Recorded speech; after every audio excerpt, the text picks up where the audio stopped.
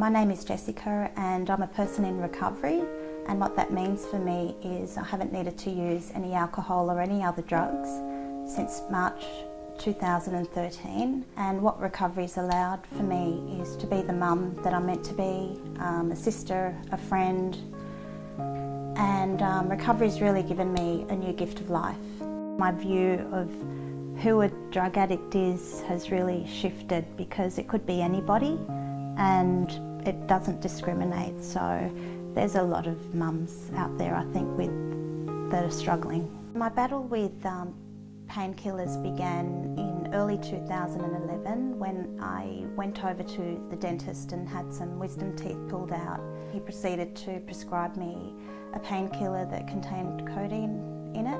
When I ran out, I went straight to a chemist and bought some over-the-shelf medication. I ended up taking up to about 92 pills a day, and that seems quite dramatic, but it was progressive, so it took a while to, build up that level of tolerance, I guess. When I was taking these painkillers, I felt like I was normal and I felt like I fitted in to what was going on around me. If I didn't have them, I didn't feel that. When you're addicted, the only thing you think about is where am I going to get the next pills from, and when, and have I got enough to get me through the day or through the week.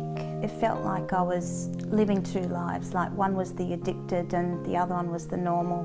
So I functioned for quite a while when I was taking these painkillers, but towards the end, about 6 months before February of 2013, in that 6 months, my body deteriorated really quickly. My body wasn't functioning like a woman's body was supposed to function. I thought that I was going through menopause or that I was just getting old or something. I didn't realise that it was the painkillers that were causing all my physical illness and mental health issues. There was not one pharmacist that said that these could be addictive, and I was only asked, have you had these before, and don't forget to take food with them. I guess when I walked in and purchased a packet of medication or painkillers,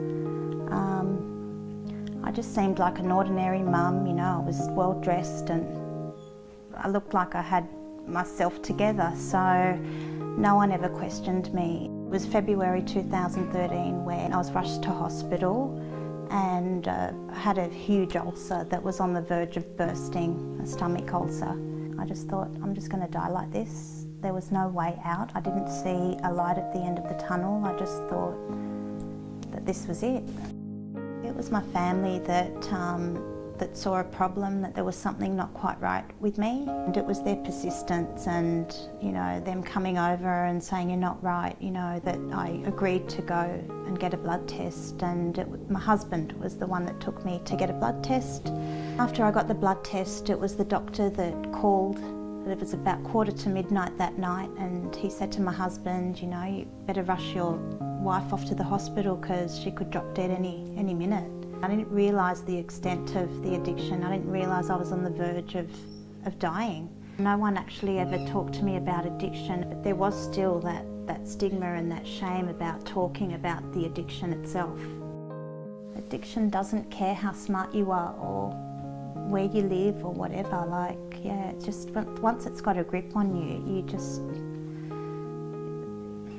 the addiction comes first, unfortunately, and then your family just become, on the side.